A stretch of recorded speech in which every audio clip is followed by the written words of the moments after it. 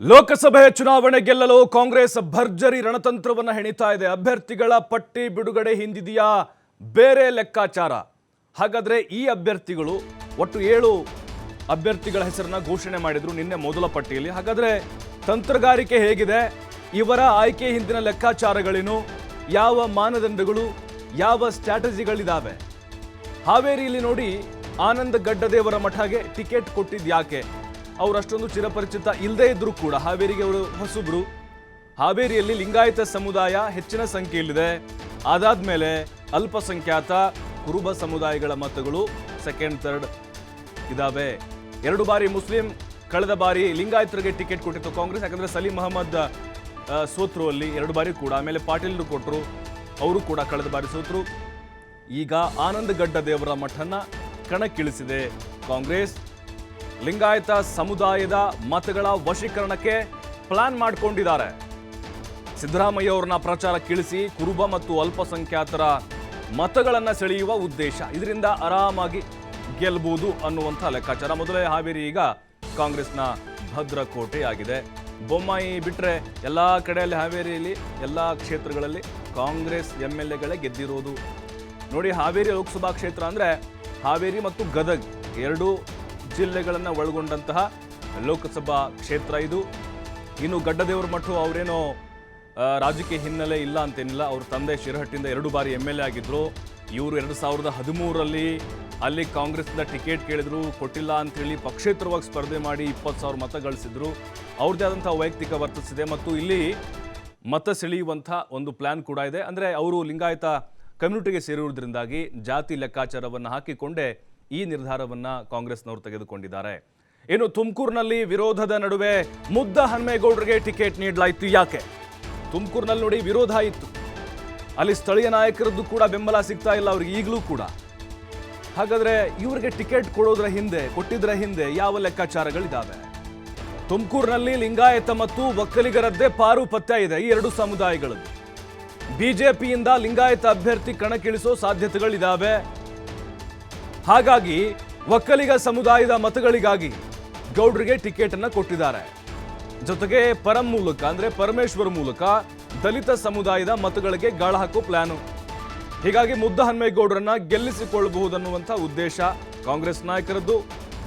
ನೋಡಿ, ವಿರೋಧ ಅವರಿಗೆ ಸಹಜವಾಗಿ ಸ್ಥಳೀಯ ನಾಯಕರು KN ರಾಜಣ್ಣ, ಗುಬ್ಬಿ ಶ್ರೀನಿವಾಸ್, ಅಲ್ಲಿ ಬೆಂಗಳೂರು ಗ್ರಾಮಾಂತರ DC ಗೌರಿಶಂಕರ್, ಹಲವು ನಾಯಕರು ಬೆಂಬಲವನ್ನು ಕೊಟ್ಟಿರಬಹುದು. ಪರಮೇಶ್ವರ್ ಬೆಂಬಲ ಕೂಡ ಇದೆ. ಆದರೆ TB ಜಯಚಂದ್ರ, ಕೆಲವು ಕಾಂಗ್ರೆಸ್ನ ಮುಖಂಡರ ಬೆಂಬಲ ಅವರಿಗೆ ಈಗಲೂ ಕೂಡ ಸಿಕ್ಕಿಲ್ಲ. ವಿರೋಧ ಇದೆ ಅವರಿಗೆ ಟಿಕೆಟ್ ಕೊಟ್ಟಾದ್ಮೇಲೆ ಕೂಡ. ಇಲ್ಲಿ ಲಿಂಗಾಯತ ಮತ್ತು ಒಕ್ಕಲಿಗ ಮತಗಳು ನಿರ್ಣಾಯಕ ಪಾತ್ರ ವಹಿಸ್ತವೆ. ಮುದ್ದಹನುಮೇಗೌಡರು ಒಕ್ಕಲಿಗ ಸಮುದಾಯಕ್ಕೆ ಸೇರಿದಂಥವರು. ಅವರಿಗೆ ರಾಜಕೀಯ ಅನುಭವ ಇದೆ. ಆಲ್ರೆಡಿ 1 ಬಾರಿ ಸಂಸದರಾಗಿದ್ದಾರೆ. 2019ರಲ್ಲಿ ದೇವೇಗೌಡರಿಗೆ ಮೈತ್ರಿ ಟಿಕೆಟ್ ಕೊಟ್ಟರು ಅಂತ ಅವರು ಮುನಿಸ್ಕೊಂಡು BJPಗೆ ಹೋದರು. ಅಲ್ಲಿ ಕುಣಿಗಲ್ನಿಂದ ಸ್ಪರ್ಧೆ ಮಾಡ್ತೀವಿ ಅಂತ ಹೋದ್ರು, ಅಲ್ಲಿ ಟಿಕೆಟ್ ಕೊಡಲಿಲ್ಲ. ಮತ್ತು ವಾಪಸ್ ವಾಪಸಿ ಆದರು. ಮುದ್ದಹನುಮೇಗೌಡರು ಅಲ್ಲಿ ಜಾತಿ ಲೆಕ್ಕಾಚಾರ ಇದೆ. ಇಲ್ಲಿ ಪಕ್ಕಾ ಜಾತಿ ಲೆಕ್ಕಾಚಾರವನ್ನು ಹಾಕಿಕೊಂಡೇ ಕಾಂಗ್ರೆಸ್ ನಾಯಕರು ಈಗ ಆಯ್ಕೆ ಮಾಡಿದ್ದಾರೆ. ನೋಡಿ, ತುಮಕೂರಿನ ಬಹುತೇಕ ಕ್ಷೇತ್ರಗಳಲ್ಲಿ ಕಾಂಗ್ರೆಸ್ನ MLAಗಳಿದ್ದಾರೆ. ಯಾಕೆಂದರೆ ಅಲ್ಲಿ ಕಾಂಗ್ರೆಸ್ ಓಟ್ಗಳಿಲ್ವಾ ಅಥವಾ ಕಾಂಗ್ರೆಸ್ ಸಾಂಪ್ರದಾಯಿಕ ಮತಗಳು ಸಹಜವಾಗಿ ಬಂದೇ ಬರುತ್ತೆ. ಆಮೇಲೆ ಪರಮೇಶ್ವರ್ ಇದ್ದಾರೆ, ದಲಿತ ನಾಯಕರು ಕೂಡ ಹೌದು. ಅವ್ರನ್ನ ಮುಂದೆ ಇಟ್ಕೊಂಡು ಆ ಸಮುದಾಯದ ಮತಗಳನ್ನು ಸೆಳೆಯುವಂಥ ಪ್ಲ್ಯಾನು. ಅದರ ಜೊತೆಗೆ ಈಗ BJPಯವರು ಸ್ಟ್ರಾಟಜಿ ಮಾಡ್ತಾ ಇದ್ದಾರೆ. ಲಿಂಗಾಯತ ಅಭ್ಯರ್ಥಿಯನ್ನು ಕಣಕ್ಕಿಳಿಸುವ ಸಾಧ್ಯತೆಗಳಿದ್ದಾವೆ. ಬಟ್ ಈಗ ಮುದ್ದಹನುಮೇಗೌಡರ ಮೇಲೆ ಸಿಂಪತಿ ಕ್ರಿಯೇಟ್ ಆಗಿದೆ. ಜೊತೆಗೆ ಕೆಲವೊಂದಿಷ್ಟು ಒಳ ಏಟುಗಳು ಬೀಳೋ ಸಾಧ್ಯತೆಗಳಿದ್ದಾವೆ. ಅಂದರೆ ಇಲ್ಲಿ ಜಾತಿ ಲೆಕ್ಕಾಚಾರ ಪ್ರಮುಖವಾಗಿ ನಮಗೆ ಎದ್ದು ಕಾಣಿಸ್ತಾ ಇದೆ. ಇನ್ನು ಶಿವಮೊಗ್ಗದಲ್ಲಿ ಗೀತಾ ಶಿವರಾಜ್ ಕುಮಾರ್ಗೆ ಟಿಕೆಟ್ ಕೊಡಲಿಕ್ಕೆ ಕಾರಣ ಏನು? ಕಾರಣ ಅಂತ ಹೇಳಿದ್ರೆ ಈಡಿಗ ಸಮುದಾಯದ ಮತಗಳೇ ನಿರ್ಣಾಯಕ. ಸುಮಾರು 3 ಲಕ್ಷ ಇರಬಹುದಲ್ಲಿ ಈಡಿಗ ಸಮುದಾಯದ ಮತಗಳು. ಜೊತೆಗೆ ಅಲ್ಪಸಂಖ್ಯಾತ ದಲಿತ ಮತ ಸೆಳೆದ್ರೆ ಗೆಲುವು ಬಹಳ ಈಸಿ ಅನ್ನುವಂಥ ಲೆಕ್ಕಾಚಾರ. ಇನ್ನು ವಿಜಯಪುರದಲ್ಲಿ ರಾಜು ಅಲಗೂರ್ಗೆ ಕಾಂಗ್ರೆಸ್ ಟಿಕೆಟ್ ಕೊಡಲಾಗಿದೆ. SC ಮೀಸಲು ಕ್ಷೇತ್ರ ಇದು.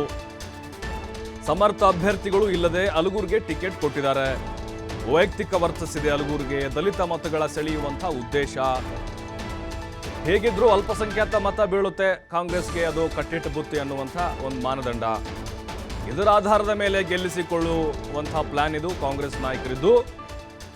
ಇನ್ನು ಮಂಡ್ಯದಲ್ಲಿ ಒಕ್ಕಲಿಗ ಸಮುದಾಯದ ಮತಗಳ ನಿರ್ಣಾಯಕ. ಹಾಗಾಗಿ ಸ್ಟಾರ್ ಚಂದ್ರು ವೆಂಕಟರಮಣೇಗೌಡ ಅವರಿಗೆ ಟಿಕೆಟ್ ಕೊಟ್ಟಿದ್ದಾರೆ. ಅವರು ಒಕ್ಕಲಿಗ ಸಮುದಾಯಕ್ಕೆ ಸೇರಿದಂಥವರು, ಜೊತೆಗೆ ಸಮಾಜ ಸೇವೆ ಮಾಡ್ತಾ ಇದ್ದಾರೆ. 2 ವರ್ಷಗಳಿಂದ ನಿರಂತರವಾಗಿ ಕ್ಷೇತ್ರದಲ್ಲಿ ಓಡಾಟ ಮಾಡ್ತಿದ್ದಾರೆ. ನಾಗಮಂಗಲ ಮೂಲದವರು, ಅವ್ರಿಗೂ ಹಿಡಿತಾ ಇದೆ ಎಲ್ಲ ಕ್ಷೇತ್ರಗಳಲ್ಲೂ. ಸ್ಥಳೀಯ ನಾಯಕರ ಬೆಂಬಲ ಇದೆ, ಸಚಿವರ ಬೆಂಬಲ ಇದೆ, ಜೊತೆಗೆ ಡಿ ಕೆ ಶಿವಕುಮಾರ್ ಅವರ ಕೃಪ ಕಟಾಕ್ಷ ಇದೆ. ಅಲ್ಲೂ ಕೂಡ ಅಷ್ಟೇ ಜಾತಿ ಲೆಕ್ಕಾಚಾರ, ಒಕ್ಕಲಿಗ ಸಮುದಾಯದ ಮತಗಳನ್ನು ಸೆಳೆಯುವಂಥ ಒಂದು ಉದ್ದೇಶ. ಅದರ ಜೊತೆಗೆ ಇಲ್ಲಿ ಗೀತಾ ಶಿವರಾಜ್ ಕುಮಾರ್ ಅಂತ ಬಂದಾಗ 2014ರ ಲೋಕಸಭಾ ಚುನಾವಣೆಯಲ್ಲಿ ಗೀತಾ ಅವರು ಸೋತಿದ್ರು. JDSನಿಂದ ಸ್ಪರ್ಧೆ ಮಾಡಿ ಲೋಕಸಭೆಯಲ್ಲಿ ಚುನಾವಣೆಯಲ್ಲಿ ಸೋತಿದ್ರು ಅವರು.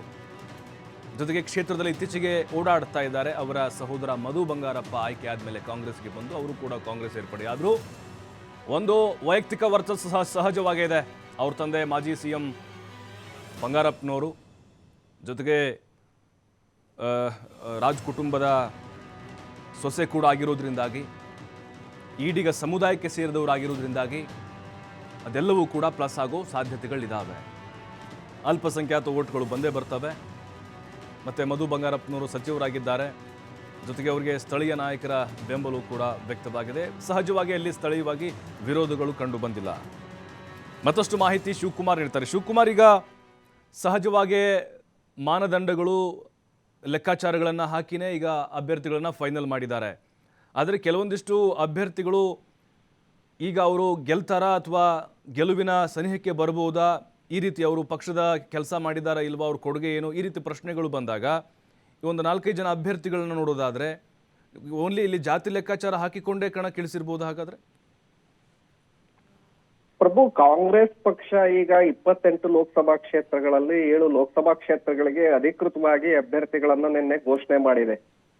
ಬಹುತೇಕವಾಗಿ ಇಲ್ಲಿ ಜಾತಿ ಸಮೀಕರಣವನ್ನ ಮಾಡಿ ಮತ್ತೆ ಆ ಕ್ಷೇತ್ರಗಳಲ್ಲಿ ಅವರ ವರ್ಚಸ್ಸು ಜೊತೆಗೆ ಗೆಲ್ತಾರೆ ಅನ್ನುವಂತಹ ಕಾರಣಕ್ಕೆ ಈಗ ಈ ಅಭ್ಯರ್ಥಿಗಳನ್ನ ಈಗ ಘೋಷಣೆ ಮಾಡಿದೆ.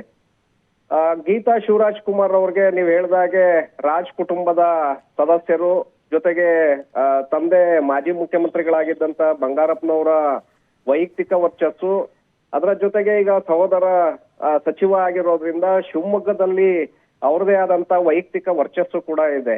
ಅದರ ಜೊತೆಗೆ ಶಿವಮೊಗ್ಗ ಜಿಲ್ಲೆಯಲ್ಲಿ 5-6 ತಾಲೂಕುಗಳಲ್ಲಿ ಈಡಿಗ ಸಮುದಾಯದ ಜನಸಂಖ್ಯೆ ಕೂಡ ಅತಿ ಹೆಚ್ಚಿನ ಪ್ರಮಾಣದಲ್ಲಿದೆ. ಅಂದ್ರೆ ಓಟು ನಿರ್ಣಾಯಕ ಮತಗಳನ್ನ ಚಲಾಯಿಸುವಷ್ಟರ ಮಟ್ಟಿಗೆ ಅವರ ಜನಸಂಖ್ಯೆ ಕೂಡ ಇದೆ.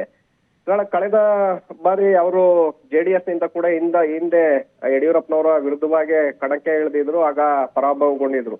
ಆದ್ರೆ ಈ ಬಾರಿ ವೈಯಕ್ತಿಕ ವರ್ಚಸ್ಸು ಜೊತೆಗೆ ರಾಜಕೀಯ ಪ್ರಾಬಲ್ಯ, ಹಾಗೆ ರಾಜ್ ಕುಟುಂಬದ ಹಿನ್ನೆಲೆ, ಇನ್ನೊಂದು ಕಡೆ ಈಡಿಗ ಸಮುದಾಯ ತಮ್ಮನ್ನ ಕೈ ಹಿಡಿಯುತ್ತೆ ಅನ್ನುವಂತ ಹಿನ್ನೆಲೆಯಲ್ಲಿ ಗೀತಾ ಶಿವರಾಜ್ ಕುಮಾರ್ ಅವರಿಗೆ ಮಣೆಯನ್ನ ಹಾಕಲಾಗಿದೆ ಅನ್ನುವಂಥದ್ದನ್ನ ಇಲ್ಲಿ ನಾವು ಗಮನಿಸಬೇಕಾಗತ್ತೆ. ಜೊತೆಗೆ ಡಿ ಕೆ ಶಿವಕುಮಾರ್ ಅವರು ವೈಯಕ್ತಿಕ ವರ್ಚಸ್ಸಿನಿಂದಲೇ ಈಗ ಅವ್ರಿಗೆ ಟಿಕೆಟ್ ಅನ್ನ ಕೊಡ್ತಿದ್ದಾರೆ. ಹಾಗೆ ಅದರ ಸಂಪೂರ್ಣ ಹೊಣೆಗಾರಿಕೆಯನ್ನು ಕೂಡ ಡಿ ಕೆ ಶಿವಕುಮಾರ್ ಅವರು ಹೊತ್ಕೊಳ್ತಾ ಇದ್ದಾರೆ. ಹಾಗಾಗಿ ಈ ಬಾರಿ ಅವರು ಗೆಲ್ಲಬಹುದು ಅನ್ನುವಂತ ಲೆಕ್ಕಾಚಾರಗಳು ಸಾಕಷ್ಟಿದೆ ಪ್ರಭು.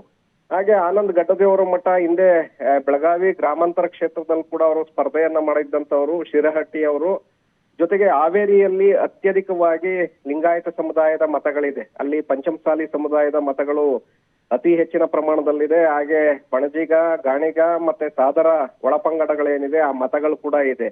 ಇವರು ಜಂಗಮ ಲಿಂಗಾಯತ ಸಮುದಾಯದ ಜಂಗಮ ಉಪಜಾತಿಯಲ್ಲಿ ಬರೋದ್ರಿಂದ ಸಹಜವಾಗಿ ಆ ಎಲ್ಲ ಸಮುದಾಯಗಳು ಕೂಡ ಇವರನ್ನ ಬೆಂಬಲಿಸುತ್ತೆ ಅನ್ನುವಂತ ಒಂದು ಲೆಕ್ಕಾಚಾರ ಕೂಡ ಇದೆ.